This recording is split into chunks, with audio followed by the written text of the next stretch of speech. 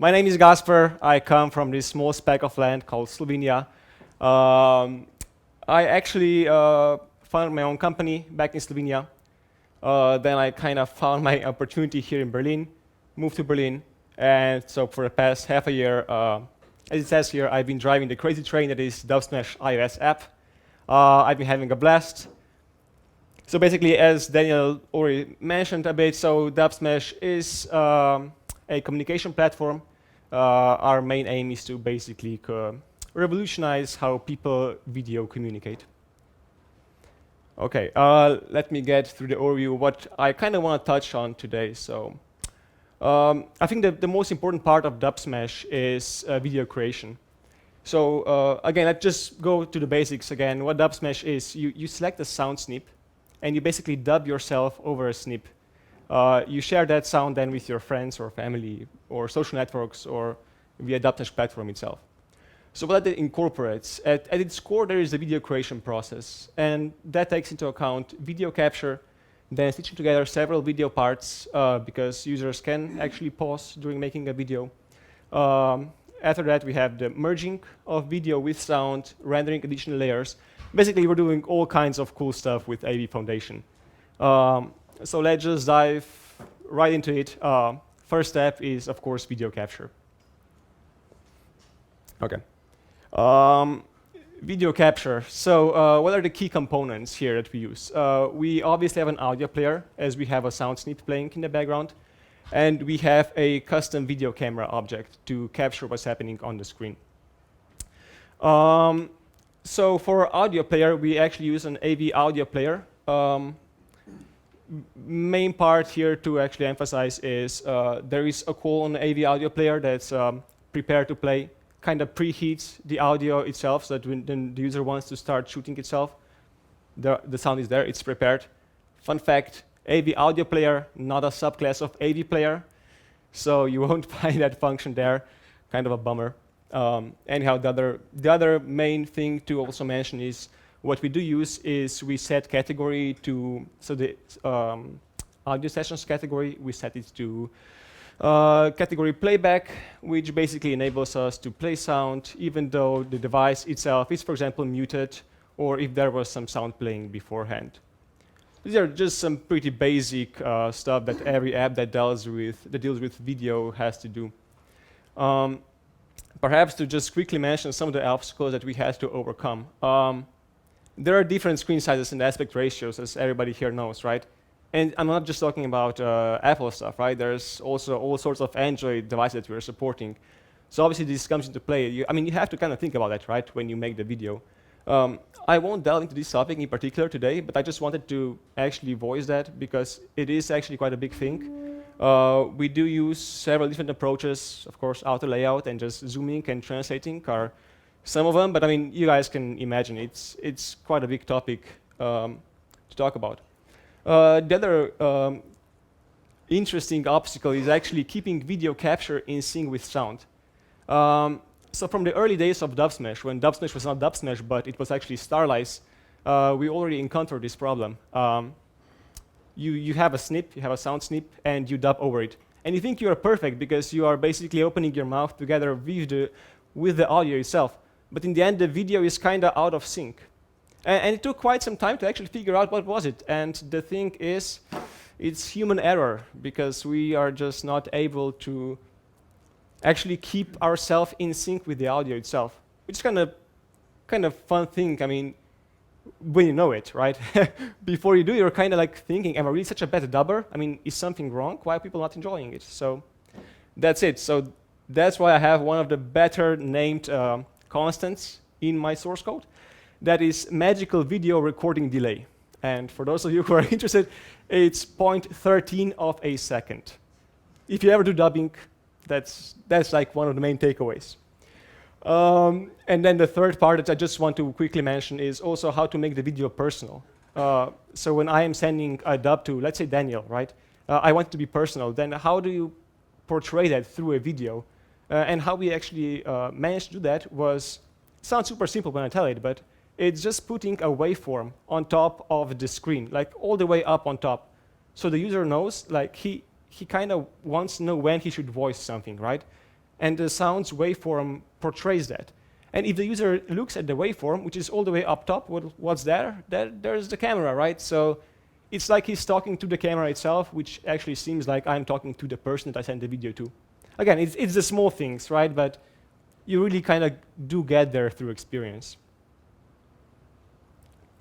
Okay, let me talk a bit some of the more interesting stuff. So, as I said, we have a video camera class, which is actually a quite nicely contained class all in itself. It has just a few publicly exposed functions, as you can see.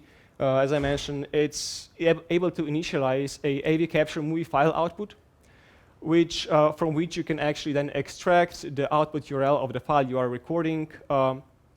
Why we do expose this in a very nice way to create new ones is for the pausing functionality itself. Whenever you want to create a new segment of a video, you basically just instantiate and initialize a new capture movie file output. Then we have just some other stuff like rotating camera, starting and stop capture, which is actually just like a super nice wrapper around start running and stop running calls around AV capture sessions, which actually our video camera maintains its own session. Perhaps also like a fun fact around how the ending of a recording is made or /captured. So our videos, of course, are constricted by the sound's length, because you kind of can't make a dub over the sound length, right?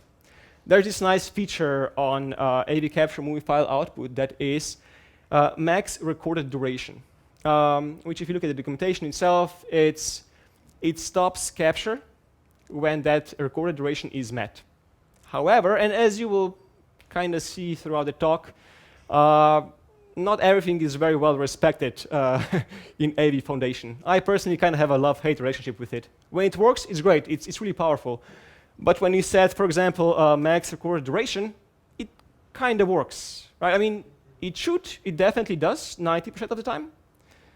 But sometimes it just doesn't. So, for example, in this case, the recording just goes on and on and on, which of course is not what we want.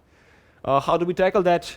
This is, for example, a pretty easy solution to make. As we have an AV audio player playing, we just actually subscribe to its delegate method, and then we have audio player did finish playing, and if that one is called before the actual max duration is reached, then obviously we end the recording. Okay, here just some code snippet, just so that that we can breathe a bit and see some code. This is, for example, the code snippet that I was talking about, initializing a new movie file output. Everything is actually pretty simple. There's no rocket science in here. The main takeaway is whenever you're dealing with capture with these sessions is everything should be kind of wrapped around begin configuration and commit configuration calls. But really, there is nothing super revolutionary about here. This is just something to show that it's actually all this stuff is doable, right? Okay, let's get to some more fun stuff. So video rendering. Okay, this is the core stuff from Dubsmash, right? We do a lot of cool stuff here. And this is arguably one of our most important classes. It's called render engine. And this render engine it's the bomb, really. This guy does a lot of cool stuff. For example, some of the stuff like merging video files, adding sound to a video object, like rendering layers on top of video, layers on top of layers on top of layers. I mean, really, this guy is pretty cool. It has several quality abstraction properties, so we can, on the fly, if we wanted to tomorrow, we can start basically generating round videos in HD quality. So I think this is pretty powerful. This is all just basically this one great class, and it's actually not that big. So, okay, let me go through the first part, for example. So, merging video parts. In our case, we kind of have to constrict the length of the output video to the sound file itself, as I mentioned before, right? So let's just imagine like the user made like 5 segments of a video, right? So he paused 5 times in between, made 5 different video segments. When you stitch those together, sometimes, well, let's say that the sound snip is 10 seconds long, but the video files itself together, they actually combine up to 9.5 seconds, right? This is the kind of stuff that happens. This is one of the problems that you have to solve. So what we do here, for example, we actually scale video parts to appropriate lengths. And how do we do that? So we stitch all the videos together with an object called AVMutable composition, which in turn also uses then, wow, these names, man, I'm telling you, it's AVMutable video composition instruction, which contains then several different AVMutable video composition layer instruction objects for every video part that we make. Okay, I hope I said those names for the last time. Anyhow, these all are combined to actually merge these video parts together. I will actually go through several steps that we go through to actually merge them together. Okay, so first of all, obviously you write everything in a do catch statement because we do proper Swift handling, right? Everybody. And then later on, again, as I said, we create an AVMutable composition object. This is kind of the granddaddy of them all. This one will actually hold all our video parts together. And then we have an array of video assets. Video assets are just URL assets of our video parts that are, let's say they are in the documents folder in our sandbox. Okay, so we have a mutable composition, and for every video asset we want to add to it, we actually add a mutable track that has to be of type video because we are just adding video. There is no sound here. Sound is stored in a separate URL file. And to this video track that we actually create, we add the video assets track. This might sound confusing, but if you just think about it, it's not that confusing, right? So we have a mutable composition. It's a composition object. It can hold multiple different things, right? We just add an empty video track, like we can do whatever we want with it. And then we extract from the asset, we extract the video file itself. So from the video, we just have the video track and add that to the video track of the composition. When I say it out loud, it kind of sounds weird, but it's not really. Then here comes the part that I was mentioning earlier, and that is actually scaling the asset track to appropriate length. Let me just go through what we do, and then I will say what's wrong with that, and then I will say why it's okay for us to do that. Okay, so we have adjusted duration, which is basically we just calculate what should be the duration of this video asset.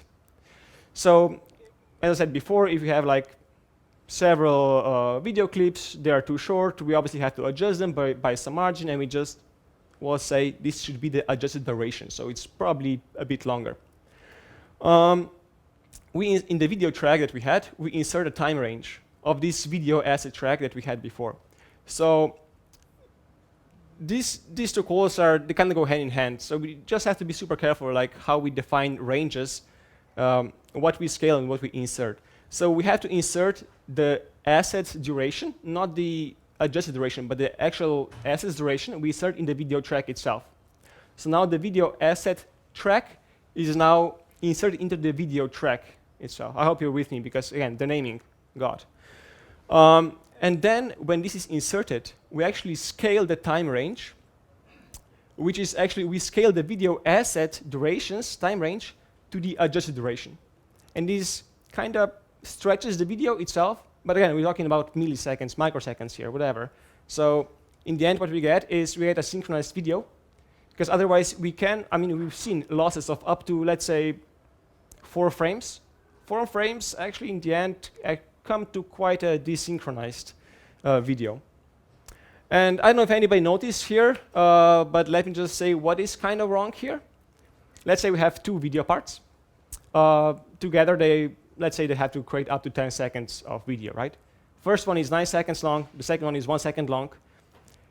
What we would do here, we would actually prolong both of those for the same universal, like, let's say, I don't know, duration difference per clip as it is named here, which is kind of not what we want, right? I mean, it would be much better to actually do it relatively based on the video path length itself, relatively to the actual sound asset. But again, in our case, that's actually not important. We are talking about max duration of 10 seconds. it's not noticeable, so it would just be overhead for us. But keep it in mind. I mean, if you start stitching up together videos to make like an hour-long video, obviously that's something that you have to take care of. Okay, and this one is also quite an interesting part. When you're stitching together videos, there are a few things that you have to take care of. And this is actually creating a layer instruction for this specific video track. So what we do is actually we create a mutable video composition layer instruction for this asset track that we are just adding now. And there are two things. One is opacity and one is transform. Transform, I won't get into that right here because it's kind of a convoluted mess. The thing here is to keep in mind is every video part can be of different orientation. It can be recorded with either a front-facing camera or the back-facing camera, which both have pretty different properties by themselves, right? So you have to take that all into account and stitch them together so that the end result is what the user expects. And as far as the opacity goes, what we are doing here is we are actually setting the layer's opacity at the very end of the video asset itself. We actually set it to 0 when it's one of the intermediate video parts. What that does is it actually, when the composition will get created into a video, it will actually play, for example, that first video asset. It will play it until the end, and then it will actually set its opacity to 0. If we would not do that, the last frame of this particular part would actually be visible throughout the composition itself. Kind of a weird thing, I know, but it's just one of those things that has to be done, and you mainly learn by doing. So there you go. And in the end, we use an AV asset export session to export what we have. Nothing super special to mention here. Perhaps just like should optimize for network use. I do believe that in most cases this should be set to true. I can just quickly go through what this actually does. What this does is there's a move atom. This is actually an MP4's move atom that contains details about the video, such as, let's say, like time scale and duration and all that stuff. And what this does is this actually, in the end of the export, it actually moves this move item to the right beginning of the video, because the video itself can't be played without the information contained in this move atom. So by doing so, by copying it all the way to the beginning of the video, you can actually start playing the video. For example, let's say that we share a dub via, I don't know, Messenger. It's contained in a browser. And then the browser can actually start playing the video before the whole video is downloaded, because it has all the information to start playing at the beginning of the file. So pretty cool stuff. And all the exporting and all that stuff is actually handled through Bolt's framework. So thanks Parse and Facebook for that, because that is kind of awesome for us. For this signal in between for background state, I'll actually come to that in a sec. Adding sound to the video, I actually don't want to stay here for that long, because just the most interesting part is if you play sound and video from two separate sources, in the end you will have two desynchronized sources. It just kind of happens that they are never in sync. We had lots of problems with that. So to mitigate this problem, we actually, before we show the end result to the user, we actually have to merge the video with the sound itself. Pretty simple. With the elements that I've showed before, we just have an audio asset track and a video asset track. Combine those two tracks, put them both at the offset of 0. We have a mutable composition with one video, one audio. We have a video. Not really rocket science here.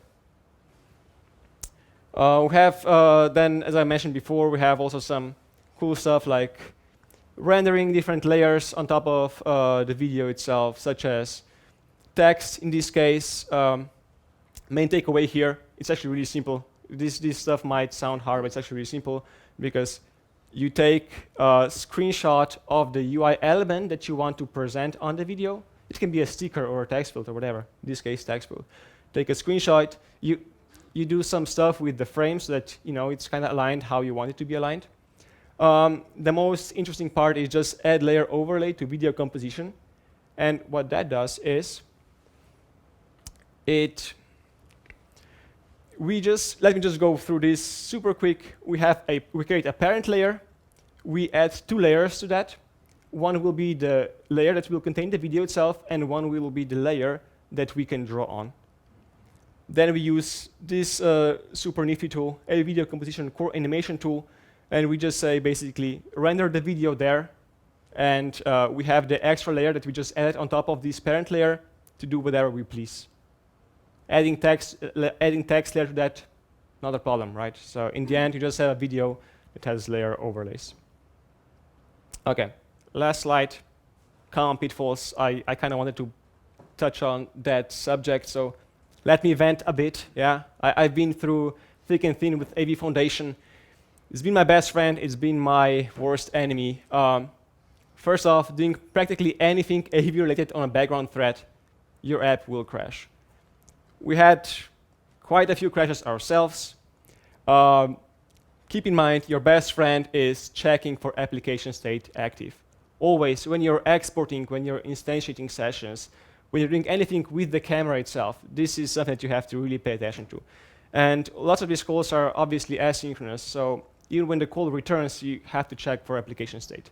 It's just the way it is. And also with rendering, keep in mind that on older devices, some of the rendering might take some more time, so the user might, in the middle of the rendering, just put your app to the background.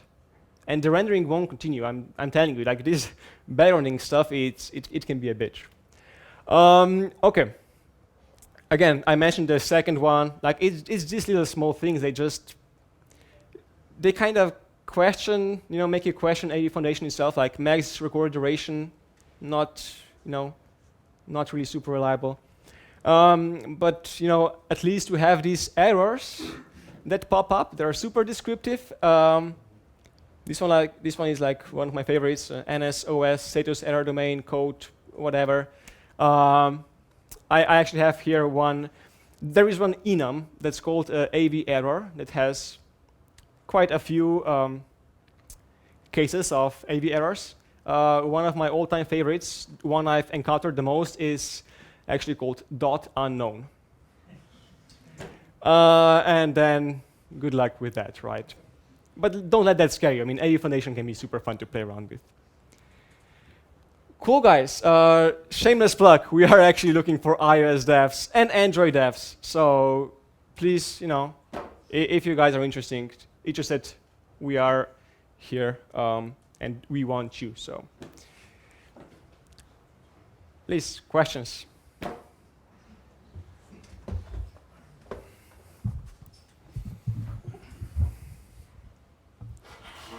Shoot. Do you send error messages to Apple, and are they helpful in solving the problems you have? We have done a few. Our experience with opening radars is subpar. Okay, radars are really not really working. But perhaps you have contacts to some people who are dealing with AVFoundation stuff. Not good enough. Okay. So Thanks. unfortunately, that doesn't help us, yeah. Have you found differences between different devices? I mean, some devices throw different errors. Have you seen the unknown error? The unknown? Yes. Oh yeah, the unknown error, I've seen it a bunch of times. What can be helpful is sometimes Stack Overflow, because you can see people venting about the same stuff. There's usually not really a solution to it, so you just kind of try to play around with, but it's nice to see that others are having the same problem, As far as our devices go, I mean, the OS version, of course, has a part in it, but as we're talking more about devices, for example, the iPhone 4 doesn't have the capabilities, for example, as the others do, because you just don't have access to the computing power. For example, so on iOS 4, on iPhones 4, we actually constrict the things that users can do with their phones. Like just why I asked is because they have different hardware encoders, and they might have different bugs, and I was just curious whether you found. They're all unknown. Okay, So okay, thank you. Thanks.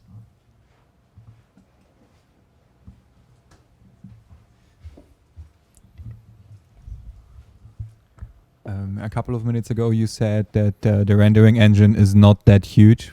Can you express that in lines of code? Sure. I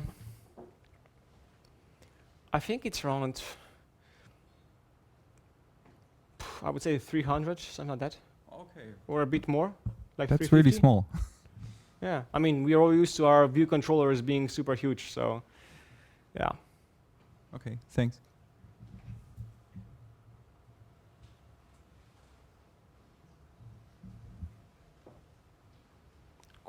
I guess that's it. Okay, cool. Thank you, guys.